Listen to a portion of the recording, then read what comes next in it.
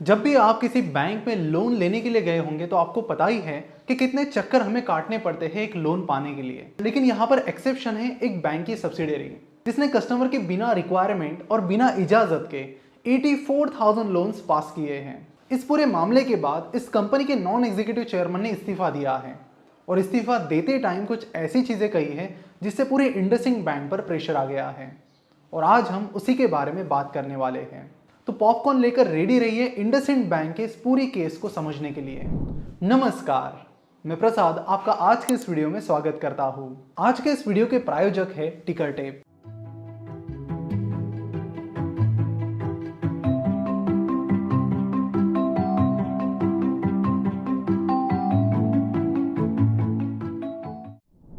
हमेशा कुछ नया सीखने के लिए और अमेजिंग फैक्ट्स के लिए जरूर चैनल को सब्सक्राइब कीजिए, साथ ही बेल आइकन पर भी जरूर क्लिक कीजिए।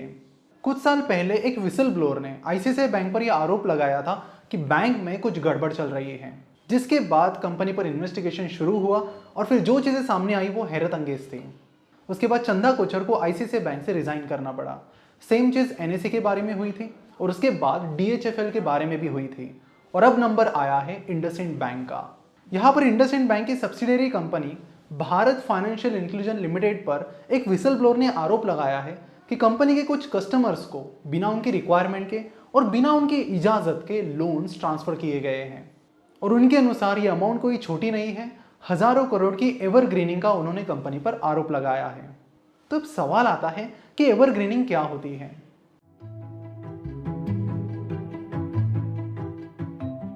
जब भी बैंक्स के लोन डिफॉल्ट्स होने लगते हैं तो कई बार कुछ बैंक्स उन्हें छुपाने की कोशिश करती हैं, जिसके लिए जिन लोगों ने वो लोन लिए हैं उन्हें बैंक और ज्यादा लोन ट्रांसफर करती है ताकि कंपनी के जो डिफॉल्टेड लोन है वो कुछ टाइम के लिए छुप जाए। इसे एवरग्रीनिंग कहते हैं, जिसका असली मकसद होता है डिफॉल्ट्स को यानी नॉन परफॉर्मिंग एसेट्स को छुपाना। विसल ब्लोअर के इन आरोपों के बाद इंडसइंड बैंक ने स्टेटमेंट दिया है कि ये जो प्रॉब्लम हुई है बीएफआईएल में, ये पर्टिकुलरली एक टेक्निकल ग्लिच की वजह से हुई है। जिसके बाद लग रहा था कि हाँ, मामला सिंपल था, शायद टेक्निकल ग्लिच का था। लेकिन कुछ ही दिनों पहले बीएफआईएल के non executive chairman mister MK. Rao ने कंपनी से इस्तीफा दिया है।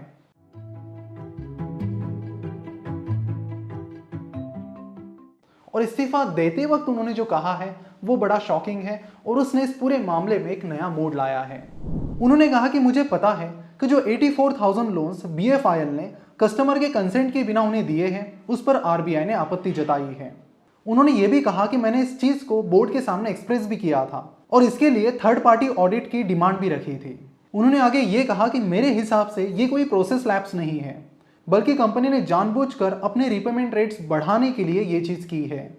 मैंने इन सारी चीजों के कॉन्सिक्वेंसेस के बारे में बोर्ड को पहले ही वार्न किया था। आज के इस वीडियो के प्रायोजक है टिकरटेप। चलो तो टिकरटेप की मदद से कंपनी के कुछ फाइनेंशियल्स चेक करते हैं और आपको बता दूं कि फिलहाल टिकरटेप प्रो का सब्सक्रिप्शन नवंबर महीने के लिए बिल्कुल फ्री है। टिकरटेप इस प्लेटफॉर्म पर आप किसी भी कंपनी का म्यूचुअल फंड का और ईटीएफ का एनालिसिस कर सकते हो, वो भी डिटेल में। यहाँ पर आप कंपनी को एनालाइज करके उसे वहीं पर खरीद सकते हो क्योंकि उनके इंडिया के टॉप ब्रोकरेज फर्म्स के साथ टाई अप भी है। यहाँ पर डिटेल स्टॉक पेजेस है जहाँ पर आपको कंपनी की डिफॉल्ट प्रोबेबिलिटी, जैसे कि इस केस में हुआ है उस तरह के रेड फ्लैग्स, इनकी इंफॉर्मेशन आपको पहले बताई जाती है। साथ ही टॉप बैंक्स और रिसर्च हाउसेस के व्यूज आपको पता चल जाते हैं। इसी तरह स्टॉक्स की तरह ही आप म्यूचुअल फंड का भी यहाँ पर एनालिसिस कर सकते हो और फंड मैनेजर की डिटेल परफॉर्मेंस चेक कर सकते हो। तो टिकरटेप प्रो के इस फ्री ऑफर को जरूर अवेल कीजिए नवंबर मंथ के लिए और टिकरटेप के कई सारे अलग अलग फीचर्स को आजमा लीजिए। साथ ही यहाँ पर फिलहाल अपस्टॉक्स के फ्री डीमैट अकाउंट ऑफर शुरू है जिसकी वैलिडिटी है 9 नवंबर यानी कल तक, जिसके बाद अकाउंट ओपनिंग चार्जेस 354 रुपीज हो जाएंगे। तो इस फ्री अकाउंट ओपनिंग का भी जरूर फायदा लें।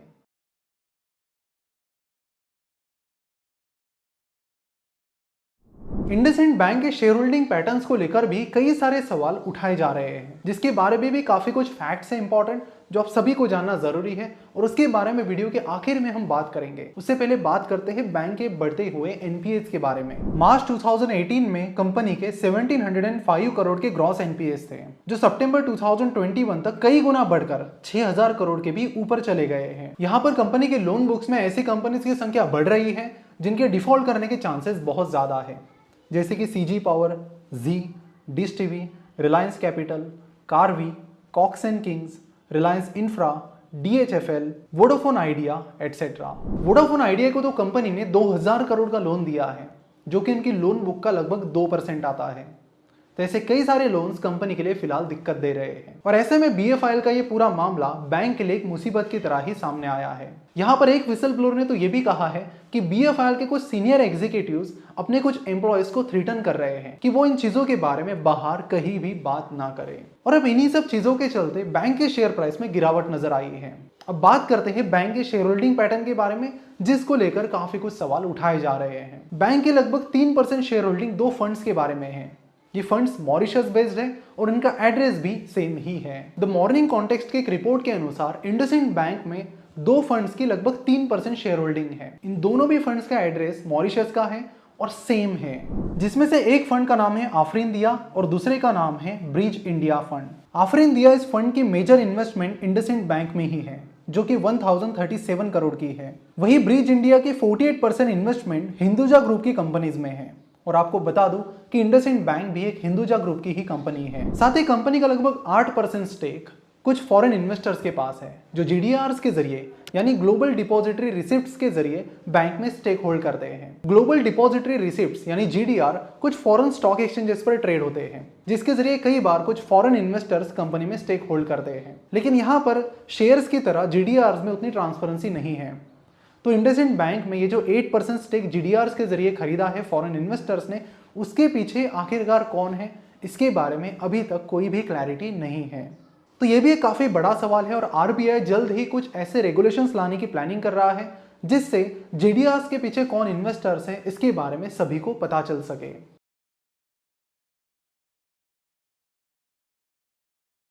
तो इस पूरे मामले के बाद इन्वेस्टर्स का सवाल यही है कि क्या इंडसइंड बैंक यस बैंक की लाइन पर है। तो आपको बता दूं कि फिलहाल सिचुएशन ऐसी नहीं है। यस बैंक के केस में जितने कंपनी के डिफॉल्ट्स थे, उतना ही लगभग कंपनी का लोन बुक था।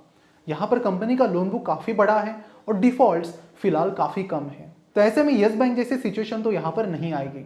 लेकिन आपको बता दूं कि अगर BFIL की ये केस प्रूव हो जाती है तो RBI जरूर एक स्ट्रिक्ट एक्शन BFIL पर और इंडसइंड बैंक पर ले सकता है, क्योंकि वहां पर जो NPAs हैं काफी तेजी से बढ़ रहे हैं। साथ ही अगर ये चीजें प्रूव हो जाती है तो कंपनी के टॉप मैनेजमेंट को भी यहाँ पर इस्तीफा देना पड़ सकता है। तो अगेन यहाँ पर एक इंपॉर्टेंट पॉइंट हाईलाइट करूंगा कि जब भी किसी बैंक में आपको इन्वेस्ट करना है, NPA पर जरूर फोकस कीजिए बहुत ज्यादा। अगर कोई बैंक लगातार फॉल्टी कंपनीज को लोन दे रही है तो वो एक अलर्ट है इन्वेस्टर्स के लिए। आपको बता दूं कि आइलैंड FS क्राइसिस में कई सारे बैंक्स को नुकसान हुआ था, उसमें इंडसइंड बैंक भी एक थी। तो बैंक्स के लोन्स के बारे में ये सारी चीजें जानना आपके लिए जरूरी है, जो आपको फ्यूचर इन्वेस्टमेंट्स के लिए काफी इंपॉर्टेंट क्लू देकर जाती है।